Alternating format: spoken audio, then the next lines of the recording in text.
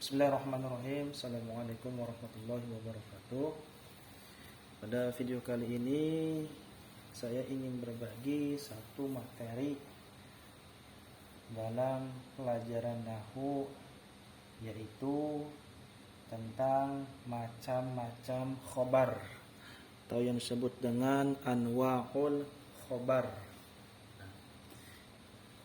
Anwa'ul khobar atau diartikannya adalah macam-macam khobar. Nah, sebagaimana kita ketahui bahwasannya khobar itu adalah satu isim atau kalimat yang datang setelah mubtada. Nah, di sini ulama nahwu membagi khobar ke dalam 3 macam, ya. Yang pertama adalah khobar mufradun atau khobar mufrad, ya. Mufrad itu secara artinya adalah satu, ya, atau tunggal, ya. Sebagai contoh adalah al-faslu nazifun. Al-faslu nazifun. Nah, di sini kita lihat al-faslu di sini diposisikan dia menjadi mubtada. Kemudian mana khobarnya? Tentu khobarnya adalah kalimat atau isim yang datang setelah kata al-faslu, yaitu nazifun. Maka nazifun di sini menjadi khobar. Dan dia disebut dengan khobar mufrad karena dia hanya satu kata saja atau satu kalimat saja, ya, tunggal, maka ia disebut dengan khobar mufrad. Kemudian yang kedua adalah khobar jumlah, ya, khobar jumlah. Sebagaimana kita ketahui bahwasannya jumlah itu ada 2 macam. Ada jumlatun ismiyatun, ada jumlatun fi'liyatun. Ada jumlah ismiyah, ada jumlah fi'liyah. Sebagai contoh yang pertama adalah jumlah ismiyah. Contohnya adalah Ahmadu huwa mudarrisun. Ahmadu huwa mudarrisun.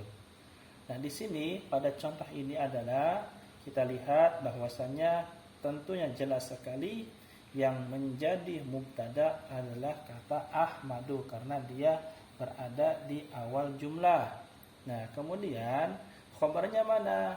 Nah, khobarnya di sini adalah gabungan daripada jumlah mubtada khobar. Jadi bisa dikatakan pada di sini kata huwa mudarrisun, ya, ia itu adalah jumlah mubtada dan khobar lagi.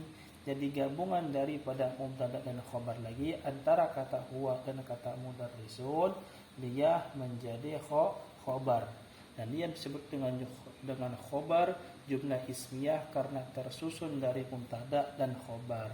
Sehingga pada contoh di sini bisa dikatakan mubtadanya ada 2. Kemudian yang kedua adalah jumlatun fi'liyatun, jumlah fi'liyah.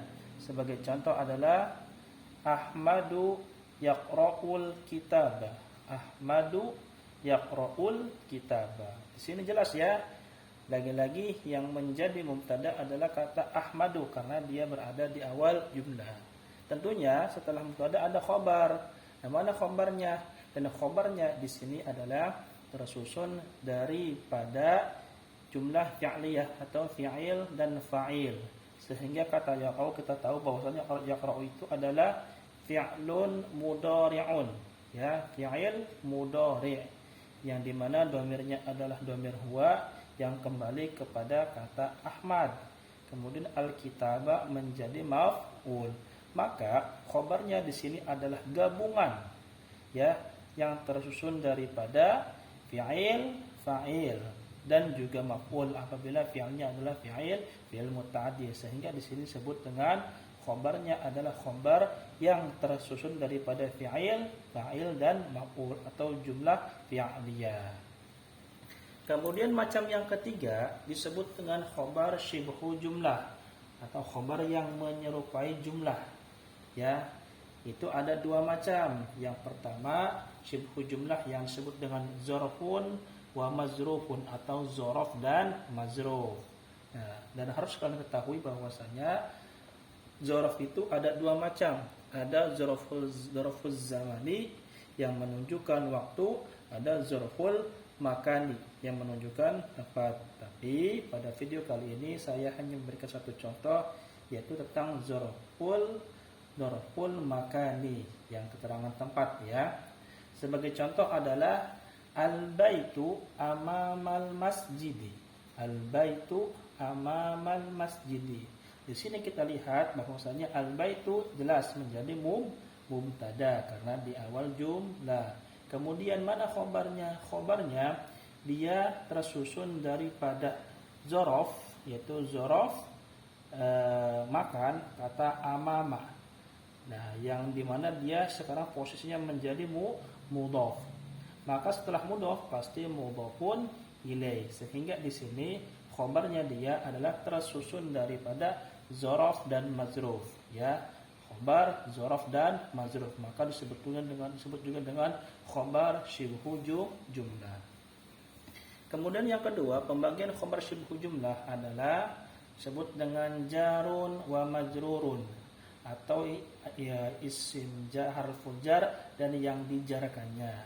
Sebagai contoh adalah at-tilmidu fil fasli. At-tilmidu fil fasli. At-tilmidu jelas di sini dia menjadi mubtada. Kemudian mana khabarnya? Dan khabarnya sama seperti tadi, dia adalah syibhul jumlah atau daripada tersusun dari jar dan majrur, dari harful jar dan isim yang dijarkan, yaitu kata fi al-fasli. Fi, kita tahu bahwasanya fi adalah harful jar, maka al-fasli itu isim yang setelahnya yang dijarkan. Maka dia jumlah dari jar dan majrur ini dia menjadi khobar daripada kata at-tilmidu. Demikianlah macam-macam khobar. Semoga ada manfaatnya. Terima kasih. Assalamualaikum warahmatullahi wabarakatuh.